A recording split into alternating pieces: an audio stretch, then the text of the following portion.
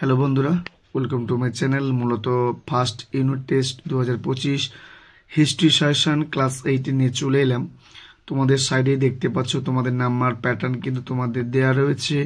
কত মার্কের কটা করে প্রশ্ন পড়বে তোমরা একটু চোখ বুলিয়ে নাও, এবং তোমরা মার্ক ডিস্ট্রিবিউশন অর্থাৎ 2 মার্ক, 3 মার্ক এবং 5 মার্কের যে প্রশ্নগুলো করবে তোমাদের ধীরে ধীরে তোমাদের সামনে উপস্থাপন করছি। যদি ভালো লাগে থাকে অবশ্যই লাইক কমেন্ট শেয়ার করতে ভুলবে না। চলো শুরু করা যাক। মার্ক 2 প্রথম দেখতেই পাচ্ছ। প্রথম প্রশ্ন, ব্রিটিশ প্রেসিডেন্সি ব্যবস্থা কাকে বলে? পলাশি লুণ্ঠন বলতে কি বোঝো? দ্বৈত শাসন ব্যবস্থা বলতে কি বোঝো? চুঁইয়ে পড়া নীতি কি? ফারুকশিয়ারি ফরমান বলতে কি বোঝো?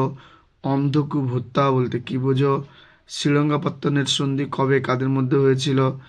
মেকলের প্রতিবেদনটি লেখো। Cornwallis code. এই প্রশ্নগুলো মোটামুটি তোমরা ভালো করে দেখে রাখবে। নেক্সট প্রশ্ন, 3 মার্কের প্রশ্ন, এশিয়াটিক সোসাইটি প্রতিষ্ঠার উদ্দেশ্য কী ছিল? রেগুলেটিং অ্যাক্টের মূল বক্তব্য কী? অধীনতামূলক মিত্রতা নীতি কী? দেয়া নিলামের গুরুত্ব লেখো।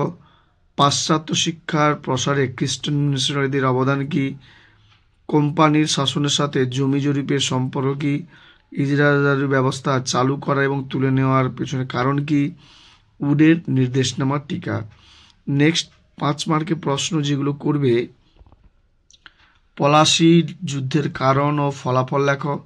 দ্বিতীয় প্রশ্ন, বক্সারের যুদ্ধের গুরুত্ব লেখো।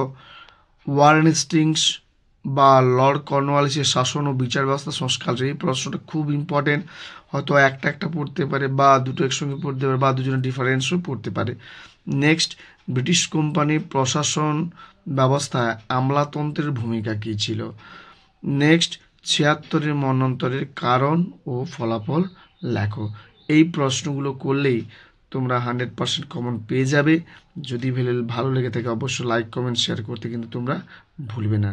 নমস্কার।